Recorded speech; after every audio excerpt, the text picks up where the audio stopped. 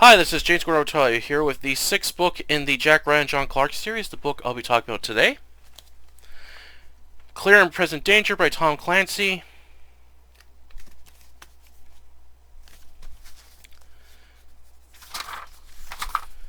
This is from Chibi Puma & Sons, and this was originally published in August 11, 1989. This is the American edition. However, the edition I'm going to featuring is this British edition, which has a much better cover than that other edition, which is just kind of plain if you ask me. This has, look at this, a way sharper cover in it, and actually this image here is actually illustrating a scene that happens towards the end of the book. So I like when covers show scenes that happen in the book, and it shows you're getting what you want, not like false advertising where it shows this like highly detailed cover, but it doesn't feature any scenes that happen in the book. This one shows an actual scene that happens in the book. This British edition is from Collins and Grafton Street, and it's published in 1989. This is my second favorite book in the series so far. I really enjoyed this one. It has a lot of action moments within the story, lots of highly detailed scenery, a solid plot, well-layered cast of characters, and there wasn't really that much I didn't like with this book. There were a few things that I didn't like, but I'll touch upon that in my review. But overall, I really enjoyed this book, and after reading it, I understand now why Clancy stalled the film series after the film The Stadium was released back in '94. He stalled the film series as he was really pissed off of what the studio did to his book. And for a while, I thought Clancy stalled it because he was becoming too fussy over like minor changes and stuff. And however, after I've read this book, now I understand his point of view and why he stalled the film series, which is, I feel that it's Paramount Pictures' fault for screwing up what they could have had a good film series. And ever since after they butchered Clancy's novel here, they just really haven't done a really good job, and I wish someone else would step in and do a better job than Paramount Pictures has done, because they did a really shitty job with the later adaptations of Clancy's work, but I'll explain more of that on my review. But overall, this was a really good book. This had everything I could ask for. A good story, a good cast to follow. There was many memorable scenes of action and scenery within the book, and the ending finale, I really liked it. The finale I really enjoyed, and this was definitely a knockout by Clancy. During my review, I'll explain the things I really like with it, the little issues I had with it, and my thoughts on the film of the same name and what the studio really did to the series. But I'll explain more on that in my review. Alright, on to the book review. Plot. In late spring of 1988, a U.S. Coast Guard cutter, Panache, is out on patrol in the Caribbean Sea when it spots a white yacht, Emperor Builder, speeding away from the area and into South American waters. The captain, Red Wagoner, knows the owner well, the Rhodes, a family of 2 children. He believes something isn't right as he hasn't heard anything about the Rhodes leaving their country. Red orders the Panache to go after Emperor Builder as it quickly catches up to the big yacht with sirens and loudspeakers ordering the yacht to stop. When 2 men poke their heads from the bridge and refuse to stop, Red orders the gunner to fire off a warning shot its bow. Firing off a few rounds of a .50 caliber machine gun forces Rhodes' yacht to slow down. Then one of the men holds out a Panamanian flag. They warn the ship that they are to halt at once and prepare to be boarded. Using an inflatable Zodiac boat with a armed crew, they board the Emperor Builder and arrest the 2 men. Wilcox, one of Red's crew members, reports back that it's nasty inside the yacht as there's blood splatter along with shell casings and drugs on board the ship. They have a video camera and Polaroid camera to collect evidence. Red has already notified both the DEA and FBI about this as they're heading back to the U.S.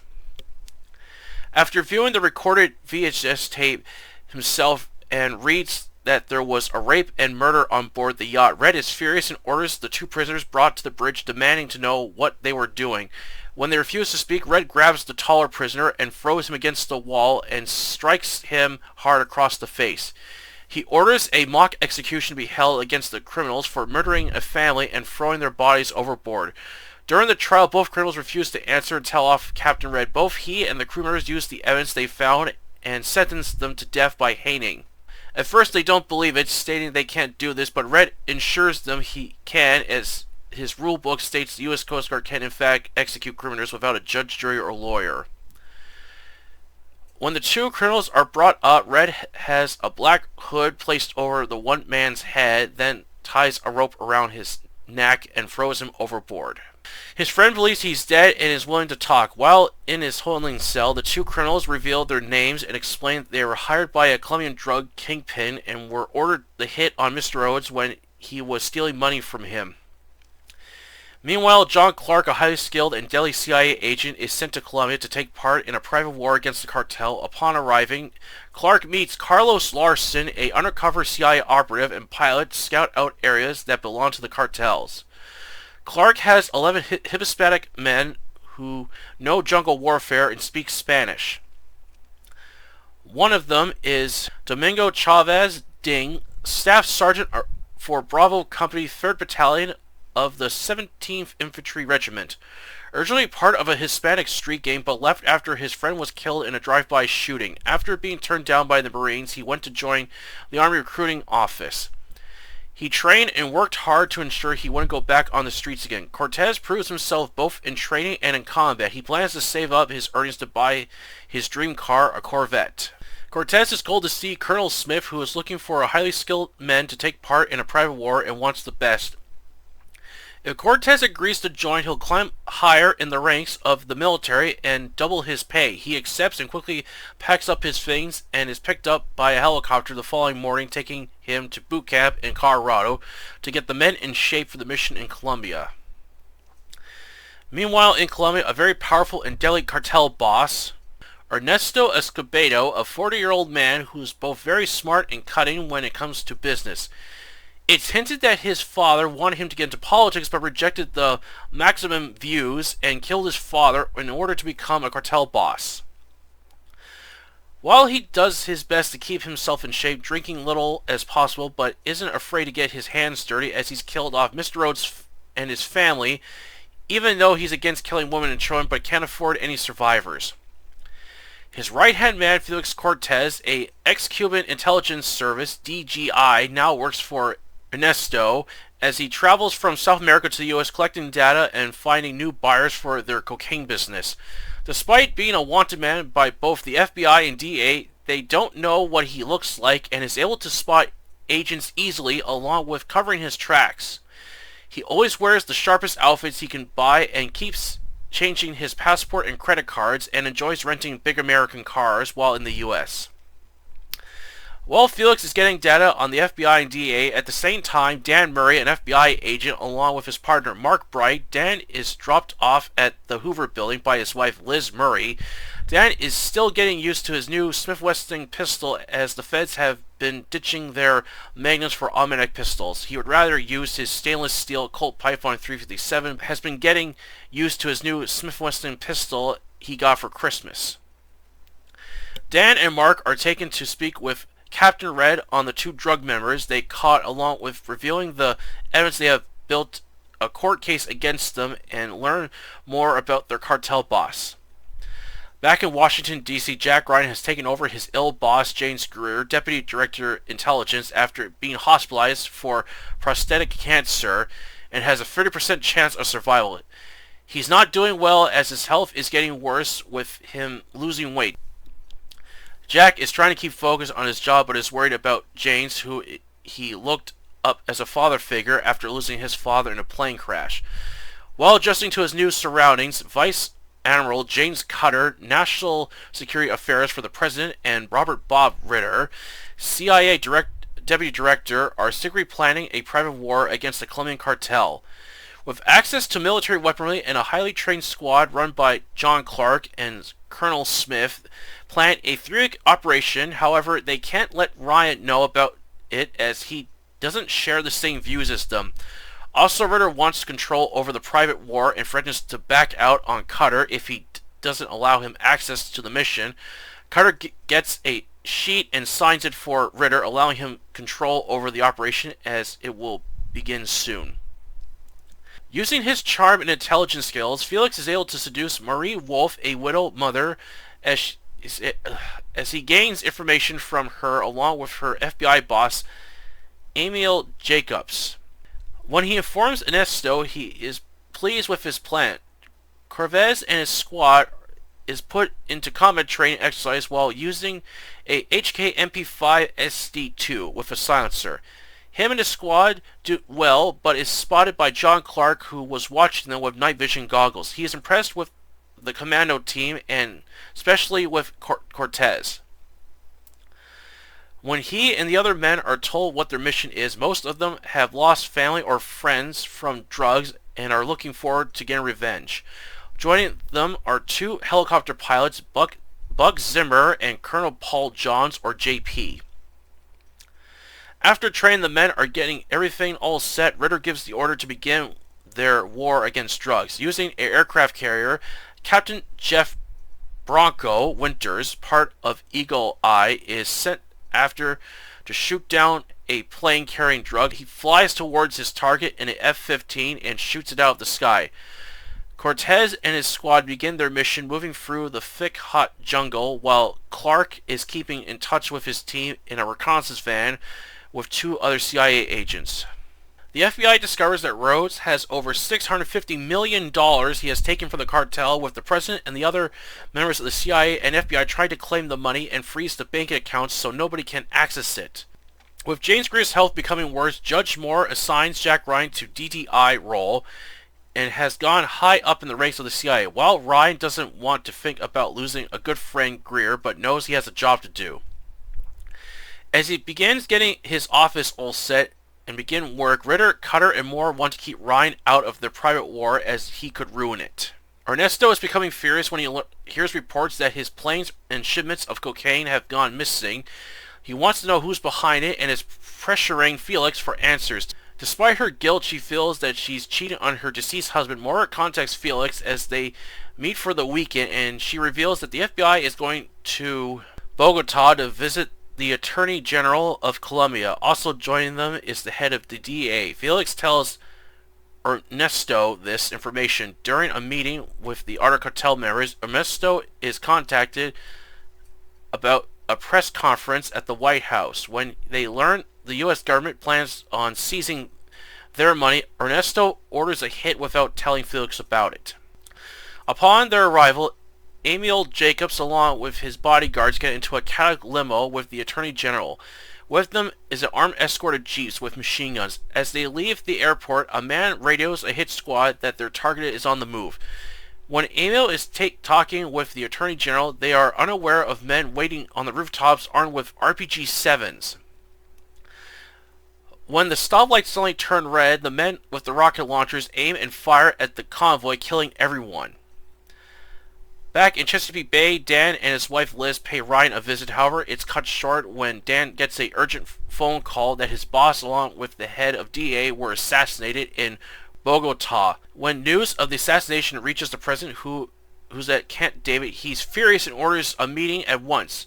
When Cutter, Moore, and Ritter show up, the president swears revenge for the death of those who were killed and authorizes Operation Reciprocity, but wants Ryan kept out of it. At the same time, Ryan reaches his office to begin his shift, but notices that nobody has invited him to this big meeting and is wondering why he's been left out. Ritter flies to Colombia to meet with Clark and tells him Rapazier is a go. Clark wants to handle it his way. Ritter agrees to give him a hit list, and Clark will handle the rest. When Phoenix learns of the hit of the Americans in Botier, he is angry with Ernesto, who he always felt was hot-tempered, and warns him that killing the Americans is only going to cause more trouble, but Ernesto ignores him. Felix plans to cut ties with Mora, knowing it's too risky to visit her since the FBI will be on him. When Mora arrives home, she is greeted by FBI agents who inform Mora that her boss is dead. She is shocked and feels awful. She reveals all the information of what she knows about the man she's been seeing, along with giving them a detailed description. Ryan goes to visit Greer at the hospital. Despite his poor health, Greer still smiles while hiding the pain he's feeling. Ryan expresses he doesn't feel ready for the role of DDI, but Greer believes he is ready for it, and if he makes it out alive, it's time for him to retire anyway. Ryan also adds that there was a meeting with Moore, Ritter, and Cutter and the president, but he wasn't invited. Greer tells him to figure out what's going on, as it's his job to know and to not let anyone stop him.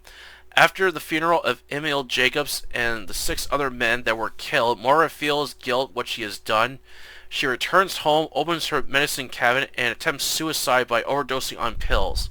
When Dan gets a call that Moira nearly killed herself, enraged by this, he swears to go after Felix. Ernesto calls a meeting with the other cartel leaders and has Felix go take his place. This annoys him as he hasn't got much sleep and knows he's going to be late. Ritter, who's been keeping tabs on Ernesto, learns of this meeting and passes this information to Clark. While his men are resting in the jungle, Clark and Larson scout out the areas where this meeting will take place.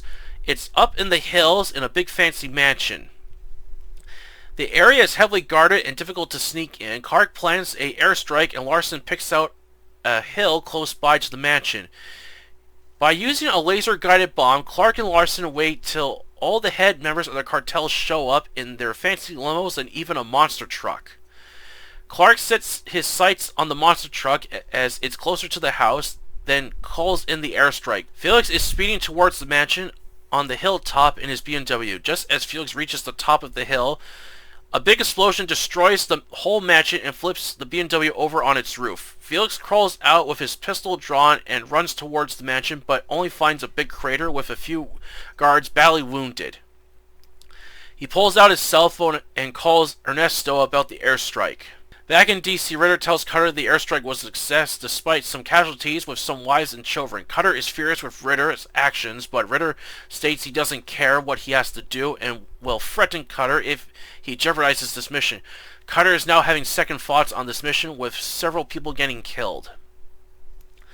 With pressure against him, Felix has had enough of his boss and plans to betray him in order to take over.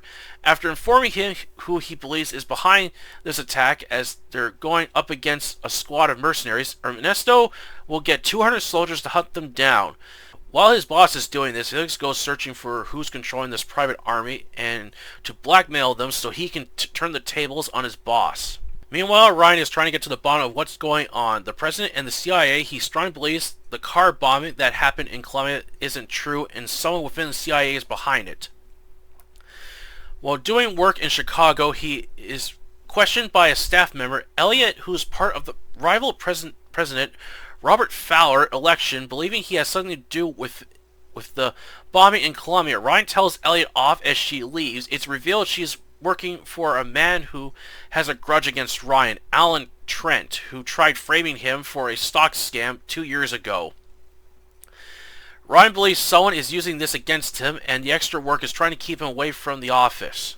After a visit from his fighter pilot friend Robbie Jackson telling him something is going on along with his boss James Greer's health getting worse, Ryan is more determined to uncover the truth, but Ryan is about to enter a world of dirty politics who are afraid of murdering their own in order to gain more power and wealth. With the aid of Dan Murray, they are about to make a shocking discovery of corruption within both the CIA and the Capitol. Back in the jungle, the squad is being hunted down by these soldiers, with Cortez and his men trying to radio back for help but aren't getting any answers back. With each day, the enemy soldiers are getting closer to them as they have tried fighting them off a few times but are losing more men. Cortez and the others feel they've been betrayed. Cutter finds himself in a bad spot with the president, learning the fallout this whole operation has caused, and wants it shut down, even sacrifice the lives of those men they sent. To make matters worse for him, he's then blackmailed by Felix. Both Clark and Larson have lost contact with their men, and hearing no word from Ritter, Clark strongly believes something is up. When Clark finds out Operation Rapunzel has been terminated and believes it's too risky to save the soldiers, but Clark won't leave them behind. Ritter allows him to try and rescue those men, but won't do anything to help him. Tensions are rising on both sides, with Ryan and Dan risking both their lives and career to uncover the truth and learn who else is part of this dirty war. When Clark and Larson attempt to rescue his men, he receives orders by Ritter to stand down. He's furious and refuses. Ryan learns there are soldiers left behind in Columbia. He teams up with Clark to rescue them. At the same time, Cutter is trying to cover up this whole event Even with the data he's got, the president still believes he's untouchable regardless of the evidence against him and Cutter. He believes he's won. However, Ryan won't give up that easily, and with the aid of his friends and allies to ensure the truth is never silenced. Clear and Present Danger was a gripping, intense action thriller, high detail with a solid plot and well-crafted layered cast of characters. Like the locations the story took place in, with lots of scenery, many moments of action with good descriptions on weapons, vehicles, and military aircraft.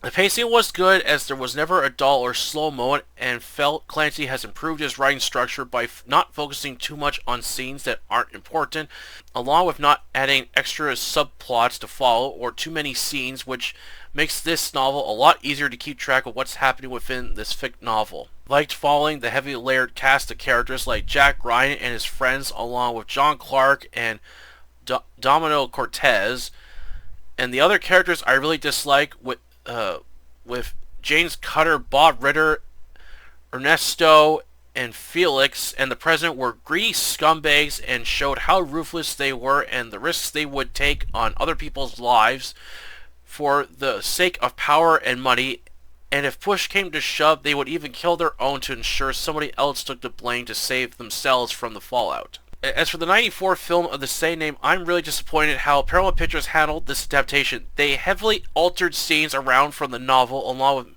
with many changes to the plot, cut out a lot of content from the novel, killed off important characters that were crucial to the original story, and gave it a PG-13 rating, as the first two films in the series were both had R ratings.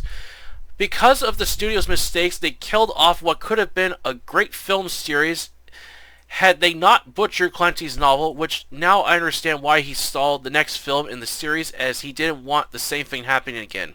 Despite the film having some good moments, however, the novel is so much better, and it makes me wish that if Paramount Pictures had done a better job at the adaptation for Clear Present Danger, we seriously could have gotten more Jack Ryan and John Clark films back in the 90s. But at least we still have the novels to read today. Overall, I highly recommend Clear Present Danger. It's a solid action thriller that will keep you on the edge of your seat right to the very end, and there's never a dull moment within this heavily layered novel. If you like action in the thick jungles with commando squads taking on drug cartels and dirty politics, you won't be disappointed. That's our review today. Hope you enjoy it, and as I said, this is my second favorite novel in the series. I really enjoy it. There was never a slow or dull moment in the novel. It was quite a thick book to get through, actually, and actually, something funny, I found out. My British edition is 816 pages long. Then I pulled the American edition to see if it was the same page length or not. It's completely shorter. The American edition is like 565 pages long. Like I realized if I read the American edition, I would have been done this book sooner, but it doesn't matter. While it's highly detailed, however, unlike Clancy's previous novel, The Cardinal of the Kremlin, this was a lot better. It has a simple plot. There's nothing too complicated or any extra filler added, so it's much easier to read this book and keep track of what's happening. Despite a lot of stuff happening in the book, this one was much easier to follow.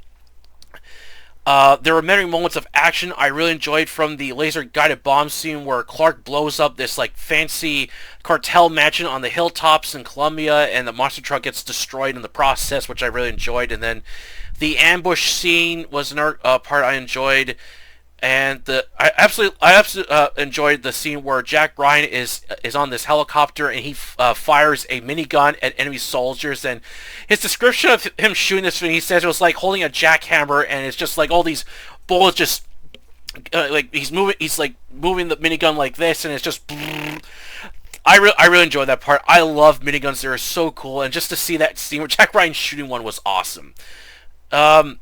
There was a lot of like scenery within the book, like, you know, the city of like Washington D.C. Some scenes with Ryan's nice house by the hilltop in Chesapeake Bay. The tropical setting in Colombia and the jungle scenes I really enjoyed as well, and many air bases that this book features in was really interesting too. And the plot is excellent. There's nothing like I dislike with the plot. There's no, as I said, there's no extra filler. There's no subplots. It just has one simple plot, and it's easy to follow. and the cast of characters within the story were excellent. There was both characters I cared for and characters I despised within the novel. And the action, it like when the action happens, it's short but very brutal, which I enjoyed. There, as I said in the beginning of the video, there were some things I didn't like this book. Like there's this one theme I kept noticing that popping up frequently in the book is when characters are questioning, what is right, what is wrong. Is it right to launch these private wars against the cartel when the other options aren't working? Should we use brute force or not? And then there was the whole, then the book touches on the subject, is it right to kill criminals when in fact we know they have murdered someone?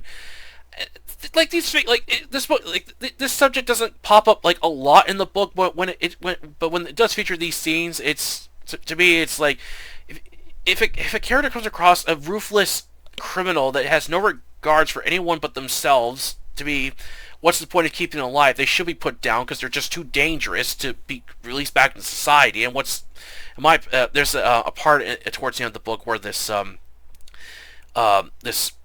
president election is happening, and the president's rival wants to ban executing serial killers in D.C. and the characters are asking, is it right or wrong to kill these type of criminals? And to me, it's like, what's the point of keeping these dangerous criminals alive? What do we gain from keeping them alive in prisons and stuff? To me, they should be put down. They're just too dangerous to go released back into society and stuff. And one example of a criminal that I believe that should have been put down sooner is Ted Bundy. I absolutely hate that guy. He's an absolute scumbag, that person. But anyway, back to the book. I really enjoyed following the characters like Jack Ryan and John Clark. These are two of my favorite characters within the story, and I like the other characters that the book follows. Dan Murray and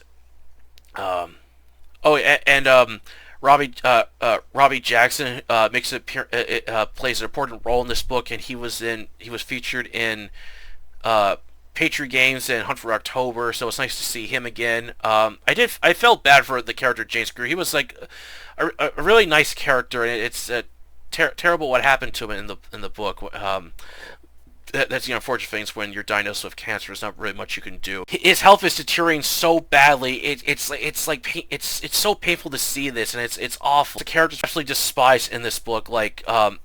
Ernesto is a ruthless cartel boss that doesn't really give a shit about anyone but himself, and he treats others badly, especially his right-hand man Felix, who is also a scumbag, and he is a very clever character, and he does some really despicable things in the book, and I'm glad he gets what's coming to him towards the end of the novel along with Ernesto. But the other characters I really dislike, James Cutter and Bob Ritter, are just two absolute scumbags. They're doing all these things secretly while trying to gain power and wealth, and they don't care what they have to do, and they're just both ruthless characters. And the president was another character I really dislike in the book. There was one character I was kind of skeptical on his actions. I'm trying to figure out, okay, was he part of their plan and then sided over with Ryan when he realized it was wrong what he was doing, or was he just keeping quiet and just saying, "Oh, I'm just doing my job and stuff"? Was Judge Moore, because in the book he's part of the operation, and he says we can't let Jack Ryan know what we're doing. And I thought, wait, Judge Moore is working with Ritter and Cutter on this? And there's a part where Judge Moore lies to Ryan, and Ryan finds out, and he's not happy about this. And then at the end of the book, he's on Ryan's side. I was kind of skeptical of this character. Is he a upcoming villain, or was he playing both sides? I wasn't really sure. So that was a character I was kind of skeptical on.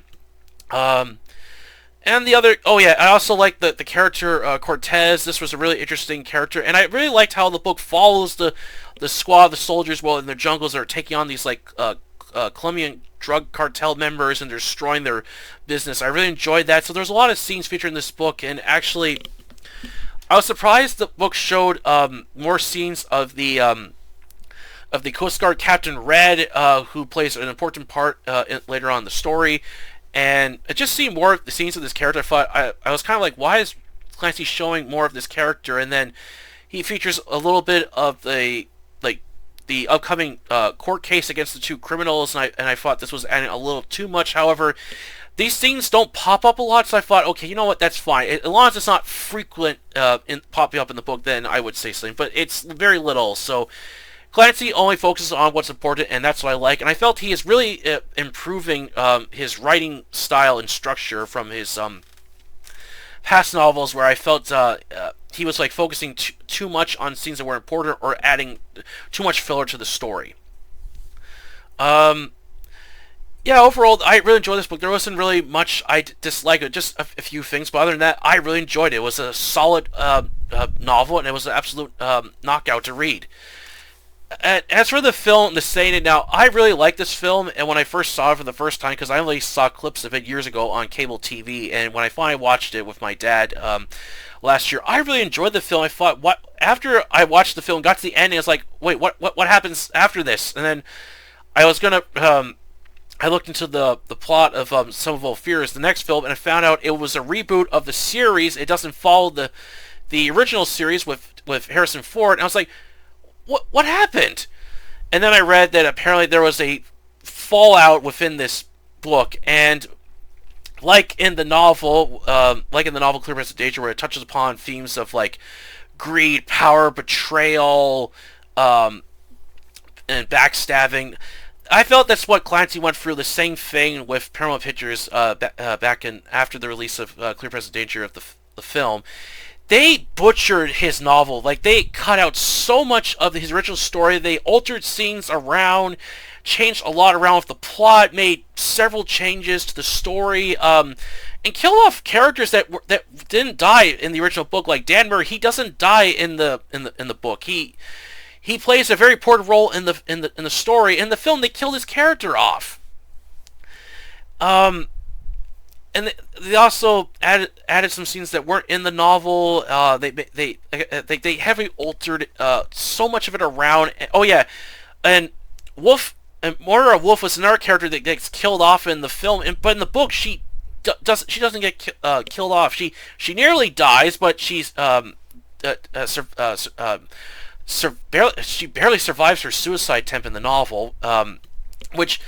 The novel is much darker. It's much more darker. It's a lot violent. The film toned like the violence and darkness down a lot to the point where it's rated PG-13, which really annoyed me because PG-13 ratings, you can't show a lot with a rating like that. On our rating, you can do whatever you want with a film. You can show, like, you can make it dark and violent as much as you want. You don't have to hide anything. PG-13, on the other hand, you have to cover things up and you have to do things carefully, which I hate. So after I read the book, I was my views changed on the film. Like, it's still entertaining for what it is. And the thing that I think is a real disappointment is another part that's that they really screwed up was that the film has a solid cast of actors portraying the characters. Like, Harrison Ford does a good job as Jack Ryan. The actor who plays Bob Ritter does an excellent job, and I really like this guy's performance of the character, along with the other cast. James Earl Jones does an excellent job as James Greer in the book, and his death scene is tragic in the film. And the actor who plays Cortez, I liked. Like, all the acting, the actors for that movie are perfect for the roles. It's just, had Paramount Pictures not altered Tom Clancy's original novel so much, it could have been so much better. Like, to me, if they followed more true to Tom Clancy's book, we could have gotten a way better movie than the version they released back in '94. And I feel this, but it's such a missed opportunity because of that screw up that Paramount Pictures did. They killed off a good series, and ever since then, they have never gotten any of the other adaptations of Clancy's novels right. Some of All Fears is a reboot. It doesn't follow the previous trilogy. It's a reboot in the series, and they only did that one film. And then a few years later, they tried doing Without Remorse, but it's complete. But they changed. But again, that one they really butchered that one. They completely changed the whole setting from Vietnam to a modern setting. They changed the character, John Clark, and I really felt they really screwed around with that one. And Clancy, basically, that was the final nail in the coffin for the series. After that, Clancy was done letting Paramount Pictures touch his work again, and there has never been an adaptation of any of his novels since then. I know there's a TV series, but that one that doesn't follow anything in the books. It just takes the characters from the novels and has writers create different stories that don't follow anything of Clancy, which is really unfortunate if you ask me. It would be great if one day we can get a reboot of this series that sticks more true to novels. That would be fantastic if we could get that. But for now, we got the books anyway. So overall, I highly enjoyed this novel, and I highly recommend you definitely read with Clear Presentation. It's an excellent action thriller novel. Alright, that's it for the review today. Hope you enjoyed it. And for the next, and for the 7th book in the series, The Sum of All Fears, I'm looking forward to reading this book and the other ones in the series. Alright, that's it for the review today. Hope you enjoyed it. Please don't forget to like this video and subscribe to October Library, the YouTube channel where I post book reviews and other fictional related content. Until then, I'll catch you later.